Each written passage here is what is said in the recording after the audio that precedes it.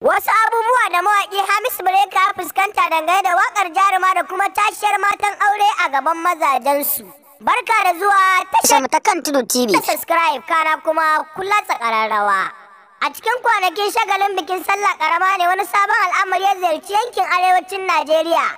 An ga bidiyon matan aure daban-daban suna tashewa a gaban mazansu, lamarin da ya jawo cece-kuce daga jama'ar da suka haɗa da malamai, 'yan mata, samari da sauransu. A yayin da wasu sassa na jama'a ke bayyana cewa matan auren sun yi matukar burge su, wasu na tofin Allah wadai gare su na fallasa sirrin zamantakewa tare da nishaɗin su a kafafen sada zumunta. BBC ta samu zantawa da mawaƙin waƙar wato jarumar mata a shafinsa na Instagram kai tsaye. Duk da mawaƙin ya bayyana cewa ya saki waƙar ne tun a shekarar 2019 kuma ta yi tashe tare da lafawa, bai taɓa tsammanin za ta sake tashe kamar haka ba. Kwatsam ya ga matan aure tikar rawa a gaban mazan tare da rangaji ga sautin waƙarsa. Ya ce abin da ya sa na yi waƙar jarumar mata shine duba da yanayin mutane sau da yawa idan zan yi waƙa. Ina duba halayyar mutane ne kamar su zurfafawa wajen soyayya. Haka zalika, na ga kwana biyu ban yi wa masoya waƙa ba shi sa na ce bari in yi musu, amma ba budurwata na yi wa ba. Shararren matashin mawaƙin ya bayyana cewa tsab ya zauna ya zaɓi kalaman da ya amfani da su a cikin waƙar. A misali na baitin farko, ashe da rai nake son ki jaruma ba da zuciyata ba. Wannan na bayyana cewa soyayyar ta har bayan rai ce mara sauyawa.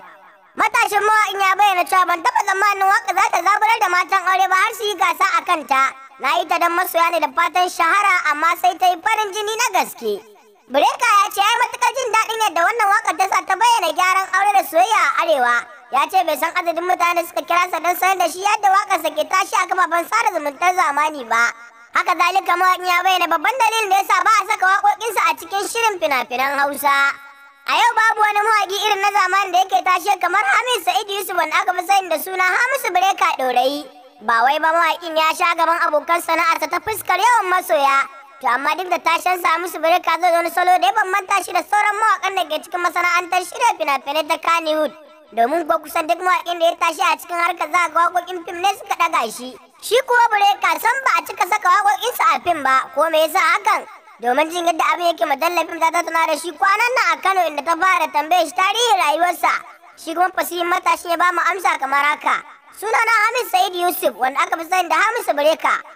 An haife ni a unguwar Ɗorayi Karama, unguwar Bello, na yi firamare a Ɗorayi Karama, sakandare na a Ɗorayi Babba.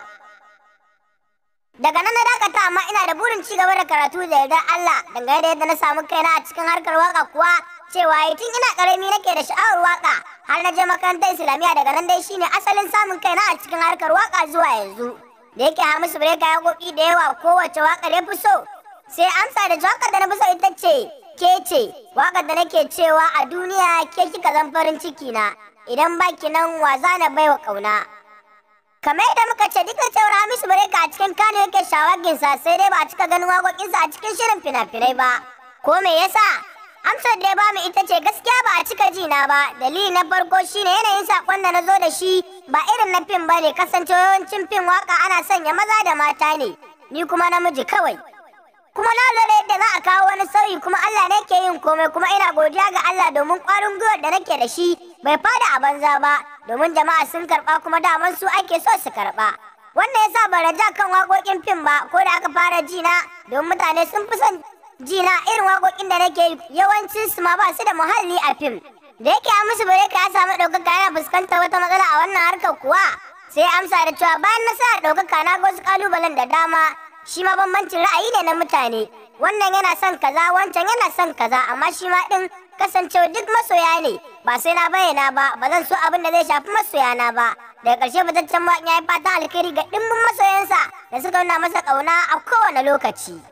Duka waɗannan su ne ƙalubalen da Hamisu Breka ya fuskanta dangane da waƙar jarumar mata, wadda mata suka yi cashiya a gaban mazajensu a ranar idin ƙaramar sallah da kuma 3 ga sallah, wanda kuma abin ya jawo sai aka tattauna da shi da mujallar BBC kai tsaye a shafin shi na Instagram wato live video chat. Kada dai kuma ta dai ku cigaba da kasancewa da sashen tan. Mun kasancewa da shirye-shiryen tashar kan Tudu TV a koda yaushe. Kan Tudu TV ta ku ci.